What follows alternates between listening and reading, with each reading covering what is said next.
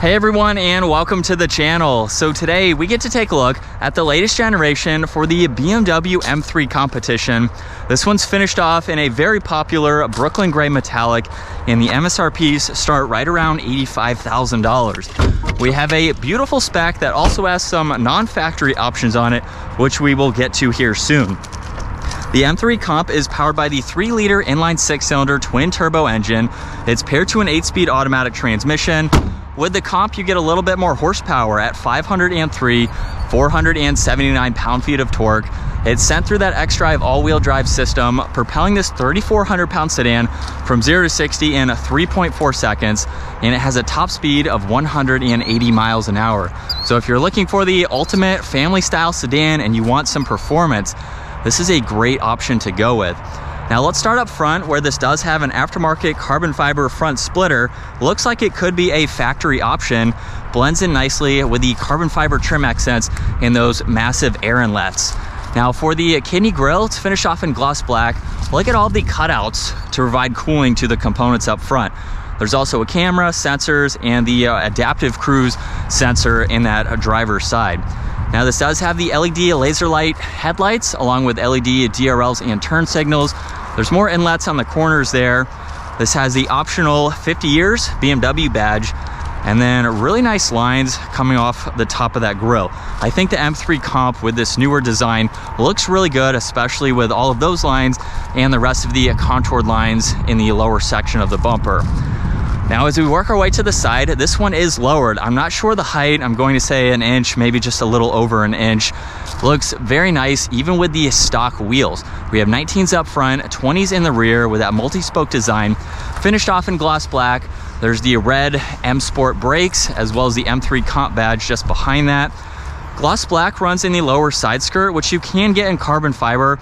You can also get carbon fiber for the side mirrors. There's a turn signal and a camera. They are power folding. And then there's more gloss black surrounding the window trim. Now this is the first ever M3 Comp that I have reviewed that doesn't have the carbon fiber roof. This has an optional sunroof, which is really neat to see. And then for the rest of the side, some very nice lines to give it a great look.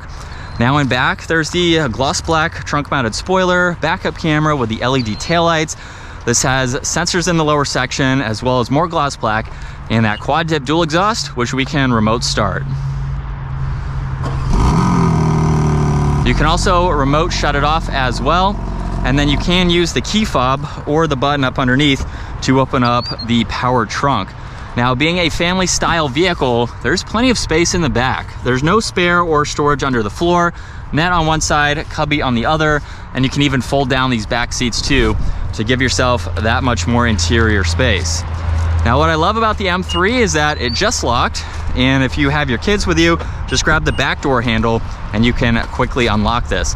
Now, this model has the red leather interior, Harman Kardon interior lighting, storage space as well, and some brushed aluminum accents. And then the two-tone design for the back seats, as well as having the BMW color stitched on the seat belt. Now at 5'10", I have plenty of room. There's no storage behind both front seats here. There's air vents in the middle, along with climates and some auxiliaries there. There's also no armrest or storage in the middle. However, you could use this as an armrest, and you can gain some access into the back. Now it's pretty open feeling in the back. I have about an inch or so of headroom, so it is comfortable if I needed to ride around in the back. Now up front, this has memory seats, window controls, side mirror adjustments, trunk release, more storage. Everything else is identical to the rear. And then for the power operated front seats, they have a nice design to them, especially with the lateral support.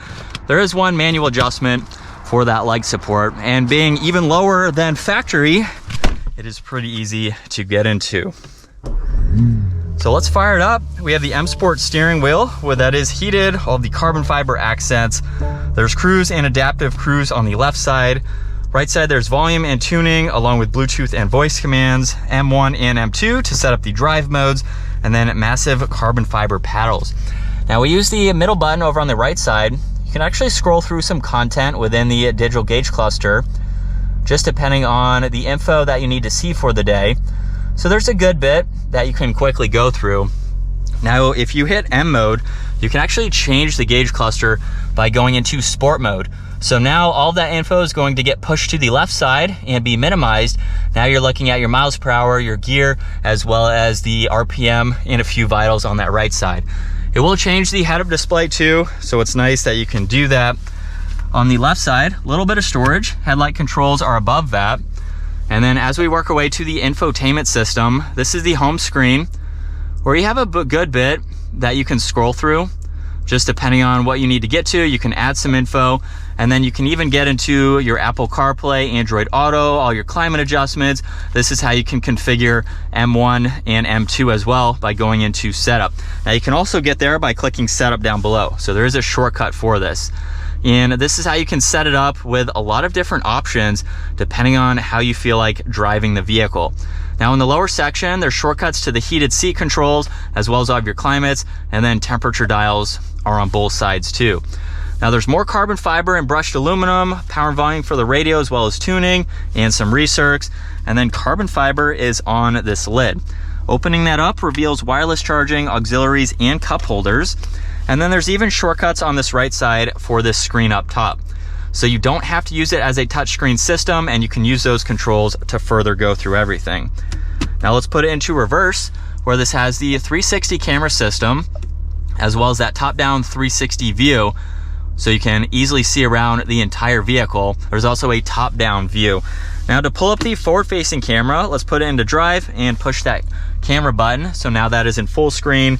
You can also bump it over one more time to shift, or you can use the paddle shifters. Park's on the back side, and you have some transmission settings that you can adjust. There's traction control, parking sensors, the engine start stop feature, and then the exhaust button, auto hold, and the e-brake are on the back there. There's a few auxiliaries in the armrest there, and then plenty of space in the glove box. There's some garage door buttons up top, and then we have the sunroof instead of the solid carbon fiber roof. Pretty neat to see for this M3 if you are a sunroof person. And then we have plenty of visibility over both shoulders. And then in sport mode, second gear, here we go. And this is a quick car. 0 to 60 in under 3.5 seconds, which I'm not testing today. With all-wheel drive, it's definitely going to give you the traction that you need to get times similar to that.